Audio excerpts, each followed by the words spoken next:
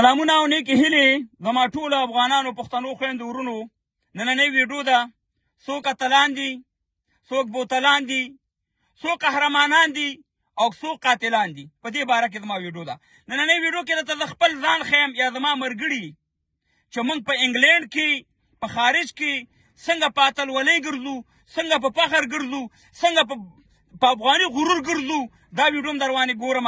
او بل طرف ته که وګورې د پاکستان د ولکو پوج مشر چې تیر شوی، د ایټمي بم خاوند او ISI او د دنیا بهترین پوج مشر تاسې وګورئ، لکه د چرګو غلای چې کړي په خارج کې داسې ګرځي. راځئ اول در باندې دواړه ویډیوګانې ګورم، بیا در سره په تفصیل سره خبرې کوم چې موږ سره غم ګرځو او دا قاتلین خاینین د پاکستان د پوج چې د پښتنو په وینو باندې لاسونه اخته دي هغه سره غم ګرځي لکه د ګیدړانو په شان دي.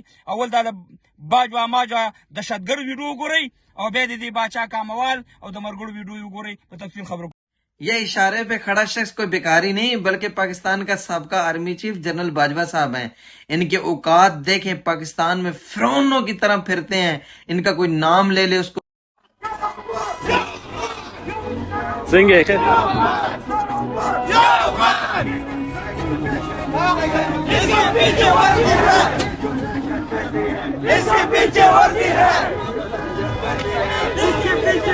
کتا افغانانو پښتنو ورونو، دا هغه خلک دي افغانان ورونو چې زمونږ او ستاسې وینې څکلي دا 15 کاله، دا 15 کاله چې تر دا پاکستان ریاست جوړ شوی.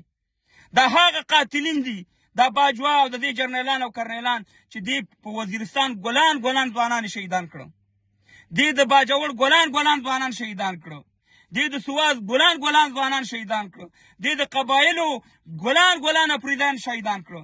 دې په افغانستان کې تقریبا 40 لکه زمونږ پښتانه افغانان دې د لاسه شهیدان شو. زمونږ خویندې میندې د دې د لاسه د دې رجلانو د لاسه در په در او خاورې په سر شو. نن وګورئ لکه د ګیدړانو په شان دې په خارج کې ګرځي. او بل طرف ته که زما ویډیو وګورئ، موږ تقریبا د 40 موټرو قاتله چې د برمنګم په ښار په انګلینډ کې په نور ځایونو کې هم ګرځېده، بیا المراک روډ ته راوړو. 1 ساعت دپاره موږ المراک روډ بند کړی و. یو نور ویډیوګانې د تفصیل ویډیو ما په خپل پیج کې شته دی، تاسې هغه هم کتلی شئ.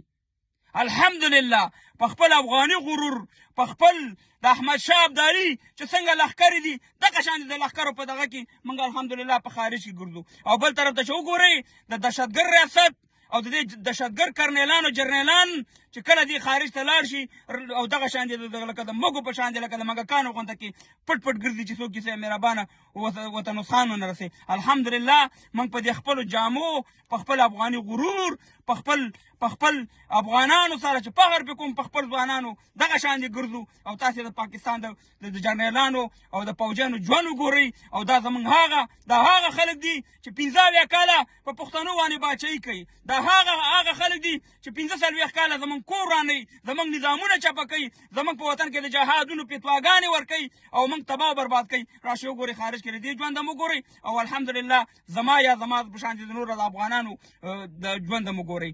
همیشه خوشحاله آباد اوسئ. دا مې ته د مخ ښودو چې د مخ دا دی. او الحمدلله موږ بدماشي هله معلومیږي چې ته خارج ته لاړ شي بدماشي وکړي. بدماشي په پاکستان او افغانستان کې نه معلومیږي، دلته په خارج کې چې څوک بدماشي کوي او هغې بدماشي معلومیږي چې څومره پاور. الحمدلله موږ یو ټول افغانان پښتانه او یو به یو انشاءالله. موږ فخر په خپل ځوانانو کوو. خالد عمره ویډیو مې در باندې کتله.